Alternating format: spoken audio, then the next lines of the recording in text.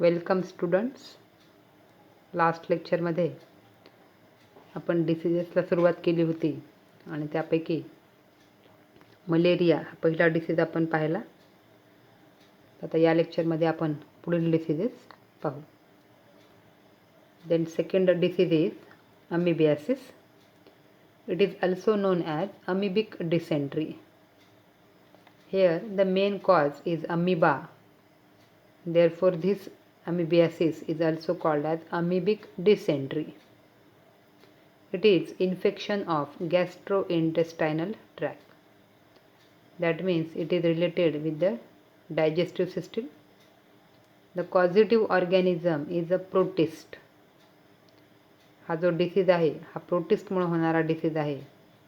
मागे जो आपण मलेरिया पाहिला होता तो सुद्धा प्रोटिस्टमुळे होणारा डिसीज आहे. And that protist is a parasite and name of the protist is Entamoeba histolytica. That means the causative organism of amoebiasis is Entamoeba histolytica, that is a protist. Here is the life cycle of Entamoeba histolytica. That the cyst of this Entamoeba histolytica enters in the body, particularly in the digestive system by mouth, and where they multiplies and develop into number of amoebas. Their division is occur by binary fusion. First they will enter in the body. That structure is called as trophozoite, and they divide by asexual method, binary method, and number of insect form are formed, and that is developed into a cyst, and that cyst form is dangerous, and that is main source of the infection. Sign and symptoms. The main symptoms are diarrhea. Diarrhea means loose motions. They are passing loose or liquid stool. Then flatulence. Flatulence means that feeling of air in the abdomen. Then stool with mucus and abdominal pains. Stool, it is with mucus and abdominal pain is there, which are also known as cramps. म्हणजे काय तर पोट दुखणे आणि stool जे आहे यामध्ये mucus चिकट असे स्त्राव असणे. Then passing blood with stool. बऱ्याच वेळा स्टूलमध्ये रक्तही पाहायला मिळते. हिपॅटोमेगॅली.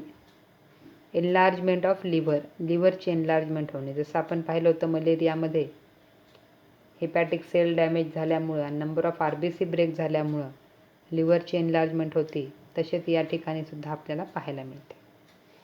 If parasite enters the liver. जर अमिबा हा जो आहे हा ब्लड सर्क्युलेशनद्वारे लिव्हरमध्ये एंट्री केली तर that will develops amoebic liver abscess. त्या अमिबामुळे लिव्हरमध्ये जखम तयार केली जाते. And due to that abscess it is accompanied with fever and pain in right abdomen. Hepatomegaly किंवा अमिबिक लिव्हर ॲप्सेस जर झालेला असेल तर त्यामुळं फीवर हे लक्षण पाहायला मिळतं आहे आणि सोबतच पेन इन राईट ॲब्डॉमेन. उजव्या बाजूचं पोट जे आहे हे दुखायला लागतं. आता उजवी बाजू का? Because the position of liver is from the right side of the ॲब्डॉमेन.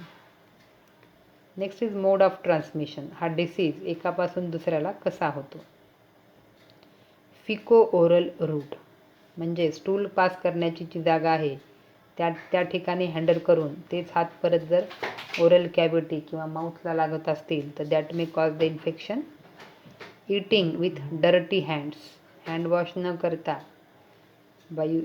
Toilet वगैरे यूज केल्यानंतर लगेच त्याच हाताने जेवण करणे, यामुळे हा डिसीज होऊ शकतो. किंवा कंटॅमिनेटेड फूड अँड वॉटर.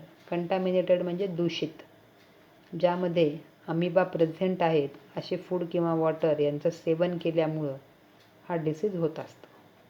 जसं मुख्यतः आपण पाहतो की पावसाळ्याच्या दिवसांमध्ये अमिबिक डिसेंट्रीचं प्रमाण हे वाढतं आहे. का? कारण जे अमिबियासिसचे जे रुग्ण आहेत त्यांनी जर त्यांची स्टूल ही उघड्यावर पास केलेली असेल तर पावसामुळे त्या स्टूलमध्ये त्याचाही निचरा केला जातो आणि त्या ज्या नॉर्मल वॉटर बॉडीज आहेत या वॉटर बॉडीमध्ये हे पाणी जमा केलं जातं की ज्यात अमिबाचे सिस्ट आहेत, अमिबा हे आहेत आणि असं दूषित वॉटर पिण्यामुळं अमिबियासिस हा पाहायला मिळतो. Then diagnosis and treatment. आता डायग्नोसिस हा डिसीज झाला आहे हे कसं ओळखायचं, तर diagnosis is done by microscopic examination of stool sample. जे स्टूल आहे, जो मलभाग आहे त्या रुग्णाचा, ते तपासल्या जातं आहे. त्याच्यामध्ये मायक्रोस्कोपिक एक्झामिनेशन केलं जातं आहे आणि ह्या मायक्रोस्कोपिक एक्झामिनेशनमध्ये बऱ्याच वेळा तो अमिबा किंवा त्याच्या सिस्ट ह्या पाहायला मिळतात. Then treatment. Metronidazole and tinidazole are the common or the famous drugs that are used in the treatment of amoebiasis. Amoebiasis treat करण्यामध्ये मेट्रोनिडाझॉल आणि टिनिडाझॉल या 2 ड्रगचा अतिशय महत्त्वाचा वापर आहे. Then prevention and control. मग आता हा डिसीज कसा प्रिव्हेंट करता येतो. Wash hands with hot water and soap after using toilets and changing baby's diaper. जेव्हा जेव्हा स्टूलच्या कॉन्टॅक्टमध्ये हात असेल by using toilets or changing the diaper, at that time or every time wash the hand with hot water and soap, जेणेकरून तो जो amoeba किंवा त्याच्या ज्या सिस्ट आहेत ह्या डिस्ट्रॉय केल्या जाव्यात.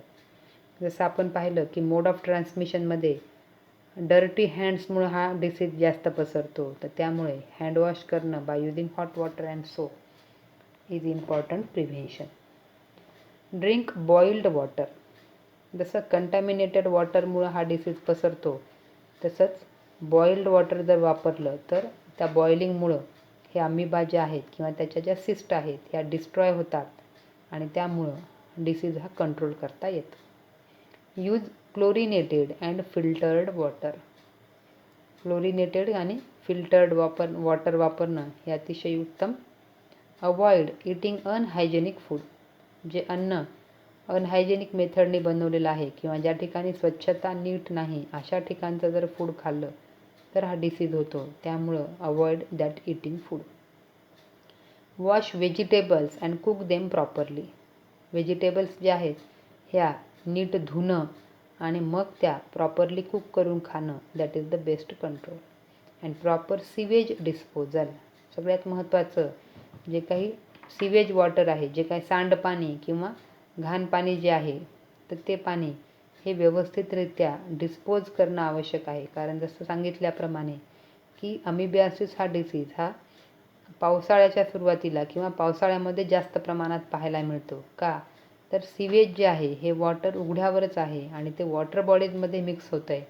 त्यामुळे ह्या सिवेजला प्रॉपर त्याची विल्हेवाट लावणं आवश्यक आहे, जेणेकरून हे जे अमिबा आहेत हे आपल्या प्युअर वॉटर बॉडीजमध्ये मिक्स होणार नाही आणि आजारापासून बचाव करता येईल. Then third disease is ascariasis and the causative organism is roundworm. ज्यालाच हेल्मेंथ किंवा नॅमॅटोड असंही म्हटलं जातं. And name of that roundworm is Ascaris lumbricoides. बघा, मागचे जे 2 डिसीज होते मलेरिया आणि amoebiasis, they are caused by protist. तर अस्कॅरियासिस जो आहे that is caused by roundworm. Mode of transmission. Eggs of these worm is the main mode of transmission. Ascariasis किंवा हे जे वर्म्स आहेत यांचे जे एग्ज आहेत that is the major source of transmission. Eggs of worms are present in the contaminated food and water. जे दूषित अन्न आणि पाणी आहे त्यामध्ये हे एग्ज आहेत and that contaminated water is taken by us bye mouth. आपण तोंडाद्वारे हे अन्न किंवा पाणी जे घेतो ते नंतर डायजेस्टिव्ह सिस्टीममध्ये किंवा ते जे एग्ज आहेत हे इंटेस्टाईनपर्यंत पोहोचवले जातात. In intestine the eggs hatch म्हणजे फुटणे. इंटेस्टाईनमध्ये हे एग्ज काय होतात, फुटतात आणि त्यांच्यापासून लार्व्ही तयार केल्या जातात. The larvae passes through various organs. ह्या ज्या लार्व्ही आहेत ह्या वेगवेगळ्या ऑर्गन्समधून पास होतात and that develop in to adult worm. And develop the symptoms. आणि या एग्सपासून आधी लार्व्ही तयार होतात. या लार्व्हीपासून ॲडल्ट वर्म तयार केला जातो आणि हा वर्म वेगवेगळे सिम्पटम्स दाखवत असतो. तर या ठिकाणी या ॲस्कॅरियासिसची लाईफ सायकल दाखवलेली आहे की कसा हा वेगवेगळ्या ऑर्गन्समध्ये मूव्ह होत असतो. पहिली स्टेज स्वॅलोईंग बाय मॅन. स्वॅलो करणे, गिळणे, मग ते फूड असेल किंवा वॉटर असेल, कंटॅमिनेटेड फूड जे आहे हे खाल्ल्या जातं आहे. तिथून ते अन्न इंटेस्टाईनमध्ये पोहोचेल. इंटेस्टाईनमधून हे जे एग्ज आहेत हे ब्लडमध्ये जातात. त्यानंतर हर्टकडे जातात, नंतर लंग्समध्ये, नंतर ट्रकिया, परत फॅरिंग्समध्ये येतात, इसोफेगसमध्ये जाऊन पुन्हा इंटेस्टाईनमध्ये जातात. आता एवढी मूवमेंट होईपर्यंत या एग्सपासून लार्व्ही आणि लार्व्हीपासून ॲडल्ट वर्म हा परत इंटेस्टाईनमध्ये तयार केला जातो. बघा आता इथे ॲडल्ट वर्म 2 प्रकारचे दाखवलेत. एक मेल वर्म दाखवला, एक फिमेल वर्म दाखवला. मेल वर्म हा छोटा आहे, तर फिमेल वर्म हा मोठा आहे. And that adult they produces eggs. आता ह्यांच्याद्वारे एग्ज तयार केले जातात आणि त्यांचं फर्टिलायझेशन होते. And that fertilised eggs are released in the faeces. मग आता हा जो इन्फेक्टेड पर्सन आहे यांच्या फिसेसमध्ये, यांच्या स्टूलमध्ये हे फर्टिलायज्ड एग्ज पुन्हा शरीराच्या बाहेर ॲटमॉस्फिअरमध्ये सोडले जातात. सॉईलमध्ये ते जमा राहतात आणि परत हे सॉईलमधून फूड किंवा वॉटरच्या माध्यमातून नवीन होस्टला, नवीन ऑर्गॅनिझम्सला इन्फेक्ट करतात. अशा पद्धतीने हा जो वर्म आहे हा वेगवेगळ्या ऑर्गन्समध्ये आपल्या लाईफ सायकलच्या स्टेजेस कंप्लीट करतो आणि तो लार्व्हीपासून ॲडल्टमध्ये कन्व्हर्ट करून मग वेगवेगळे लक्षणं निर्माण करत असतो. Then sign and symptoms. Gastrointestinal discomfort म्हणजे एक प्रकारे पोट जे आहे कचकच करणे किंवा दुखणे. Vomiting and fever. बऱ्याच जणांमध्ये उलट्या आणि टेम्परेचर असणे. Presence of live worms in faecal matter. जर वर्मची संख्या जास्त असेल तर अशा वेळेस हे जे लाईव्ह वर्म्स आहेत, हे जे जंत आहेत, हे आपल्याला स्टूलमध्ये पाहायला मिळतात. In some patient pneumonitis may also present. Pneumonitis म्हणजे इन्फ्लामेशन ऑफ ॲल्व्ह्युलाय. लंग्समध्ये असणाऱ्या ज्या ॲल्व्ह्युलाय आहेत त्यांच्यावर सूज येते आणि हे लक्षण मुख्यतः जेव्हा हे एग्ज किंवा ह्या लार्वी ह्या लंग्सकडे जेव्हा इन्फेक्शन करतात त्यावेळेस न्यूमोनायटिस हे लक्षण पाहायला मिळते. याशिवाय लॉस ऑफ ॲपेटाईट म्हणजे भूक न लागणे आणि वेट लॉस, वजन कमी होणे. Eosinophilia is a sine. जर अशा व्यक्तीच्या रक्ताची तपासणी केली तर इओसिनोफिलिया म्हणजे WBCचे जे इओसिनोफिल्स हा प्रकार आहे त्यांचा काउंट हा वाढतो. Increase in eosinophilia count. Diagnosis. आता हे ॲस्कॅरियासिस आहे हे कसं ओळखायचं?